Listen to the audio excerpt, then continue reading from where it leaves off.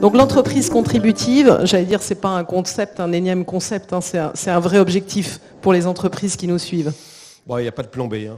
Je sais qu'il y en a beaucoup qui veulent aller explorer d'autres planètes dans l'univers, mais je pense qu'on va devoir vivre avec la nôtre encore pas mal de temps. Alors les entreprises ont tardé un peu à s'y mettre, faut reconnaître, pour tout un tas de raisons.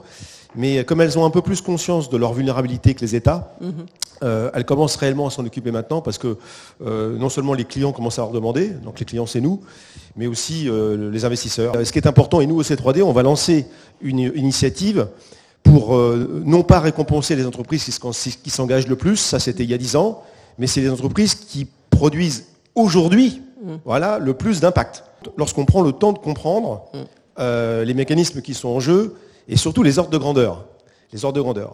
Et c'est là qu'on se dit, oh là, mais c'est beaucoup plus grave que prévu, quoi. Il y a la COP26 bientôt, là.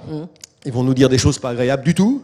Et ils vont surtout nous dire que pour les 1,5 degré de l'accord de Paris, c'est déjà mort, c'est ça? Il n'y a plus que 1% de chance. Bien sûr, développer les ENR, bien sûr, à condition qu'elles se substituent vraiment à des systèmes de production fossiles. Il y a beaucoup d'idées fausses qui circulent sur tout ça. C'est qu'on se dit, la France, on a une énergie décarbonée, donc c'est formidable. Mais c'est faux.